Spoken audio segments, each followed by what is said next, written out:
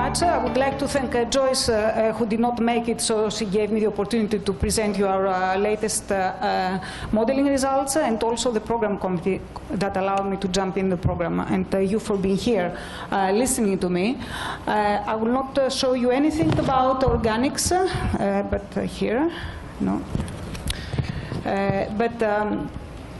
I will probably follow the presentation of Ravis this morning, discussing about what humans have done in the environment. We know the rapid increase in population and led to the consumption of energy, food, and water, and we polluted quite a lot the atmosphere. So we injected, since the 1950s, we injected a lot of NOx in the atmosphere and a lot of SO2 and this and other pollutants.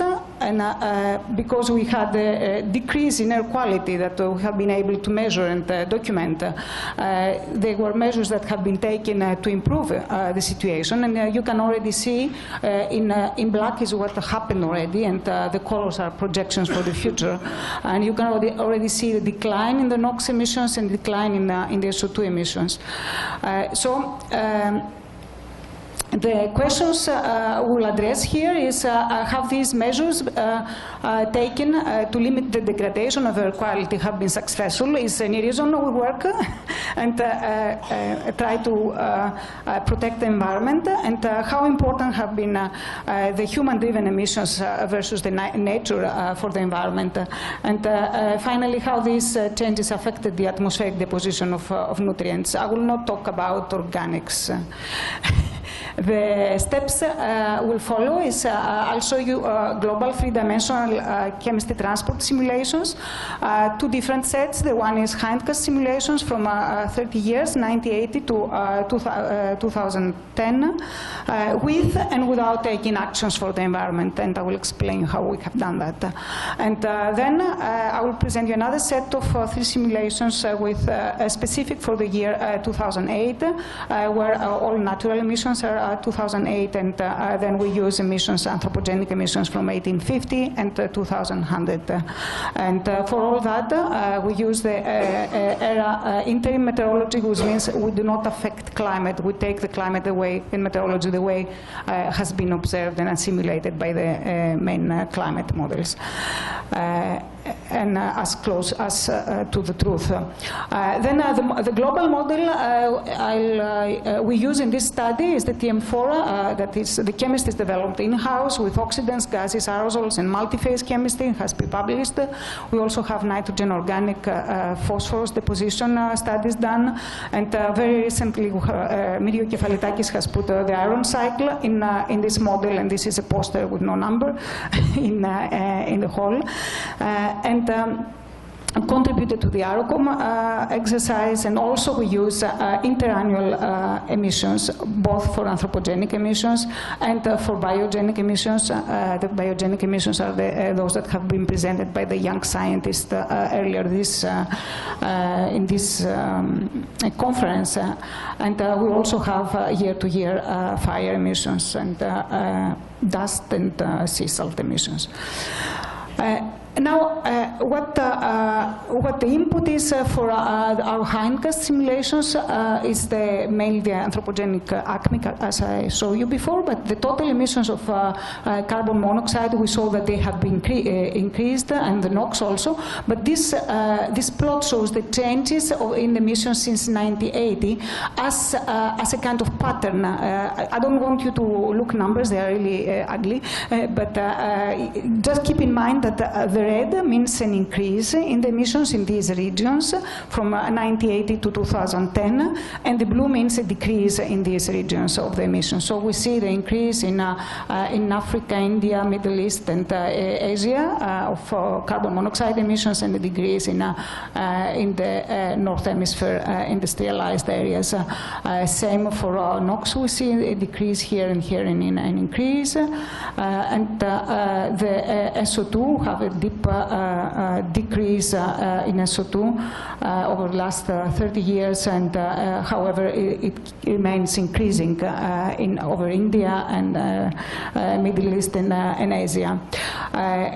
This is based on the emission inventories. Now, what we have done is we said this contains information for legislation, because there's some action made in the early 80s, 70s to 80s for protecting the environment, and also contains a kind of technology development. We don't have the same technology as in 1980. So what we have done is Daskalakis, my PhD student, he produced a new inventory in assuming that we have constant per capita emissions in the different regions of the world. So we consider that the population increases, but we pollute the same way we were polluting in the 1980s, let's say. And this is giving a totally different emission changes since the 1980s.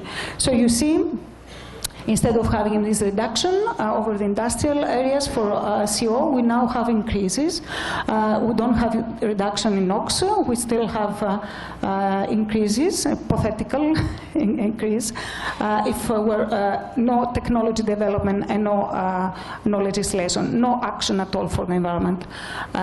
Same for the SOx. This is the most striking, I think, result. And then we have done those 30 years of simulations, and we compared the two concentrations. And this left side, we can see what is our best guess for the changes in concentrations of carbon monoxide with the current legislation system from 1980 to 210, and you can see reductions over Europe and US, increases in other regions, and then the ozone trend, where we have a general increase everywhere except some decrease in the tropics due to titration issues, I think, and then we have sulfate, a large decrease in the northern hemisphere, but remaining increase in Asia and India. If no action was taken, this map would be totally different. You see the colors already, they are red. Everywhere keep increasing the concentrations of carbon monoxide, of ozone mainly, and also of sulfate. And how this compares to reality, I just have one slide here. Those are, the black lines correspond to observations, the black spot here of carbon monoxide, and the red is the current legislation scenario, and the blue is the no-action scenario. So we made the point, with the technological development and the legislation, we managed to to slow down the pollution in the environment, and we can see also nicely the decrease in sulfate. We don't see much on the ozone side because it's a secondary pollutant. It's driven by not only chemistry but also and emissions, but also transport and also topostrato exchanges. So it's more complicated to analyze that. And okay, I'll show you also another slide with sulfate, which is from our monitoring station at Finokalia in Greece, where we see again this reduction in sulfate. So we have first take-home message that the last decades air pollution legislation and technological advances have significantly decreased emissions, and as a result we have an improvement in air quality, and this is nicely seen in the primary pollutants and sulfate less on secondary pollutants. And the second part of the talk has to do with the impact of these changes in the acidity and on nutrients. Here our simulations show that the acidity from using the emissions on 8050 was lower than present day and will become low again in 200 with emissions in 2100. So the reduction of emissions will reduce also the atmospheric acidity, and this will affect the nutrients coming from the natural sources. Look, phosphorus and iron, for instance, they have a major natural source that is the dust. There is a lot of iron and phosphorus in dust, but it's not mobile. It's not soluble, and it's only the soluble part that will go to the ecosystems. There's also anthropogenic emissions of soluble material. So how this affects the iron deposition, we try to simulate it in the model, accounting for proton and ligand promoted mobilization of iron from dust. And we'll go very fast on those slides to show you that the soluble iron budget has an important anthropogenic component in nowadays. Ito has done a lot of studies, so that we just used his way of parameterizing the emissions from anthropogenic sources. We have about 70 gigagrams per year of iron, and from biomass burning combustion sources we have an extra 130, 200 gigagrams per year from iron. Then we have the natural emissions. This is the dust, how much is coming solubly together with a major bulk of non-soluble iron. It's shown here and where it is. And this right hand is the most interesting. It's the iron dissolution, how much is mobilized from the dust, how much iron is getting soluble once this is attacked. This is in contact with acidity of the atmosphere, and oxalate that act as ligands. And this dissolution is driven by atmospheric acidity and is impacted by humans. And okay, we are able to simulate iron and total and dissolved. And on this slide, I show you the global deposition of iron, and here I show you changes due to use of past emissions. So we had less soluble iron in these areas because we had less acidity, and changes for the future. We have some increase, and we have some major decreases again. So we have a 50% higher deposition of soluble iron nowadays than in the past, and this will go down to by 40% in the future due to the air quality regulations.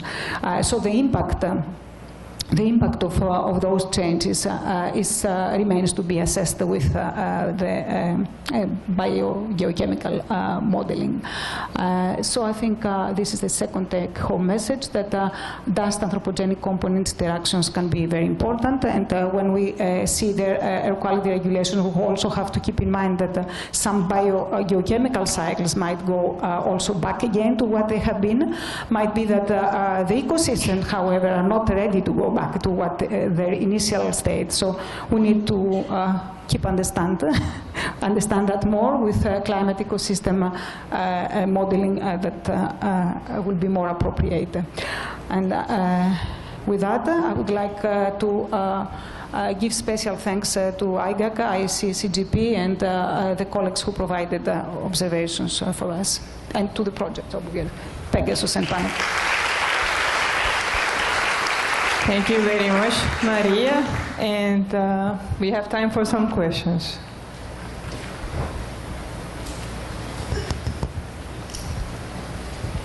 Thank you. I have already asked you a lot of questions, so I just ask two questions. One is, do you solubilize phosphorus in your model? Due to the acidity, yeah, this is ongoing project. Okay. You have to wait a little bit more to. Okay. This we do it together with iron, but it's not finished yet. And another is more general overview of about your project. Do you are you going to see the effect on the marine ecosystem, or kind of feedback system? Who would like to, But it depends if, that means my project stops to the atmospheric deposition. If I find money, I will go on deep in the ocean. Okay. But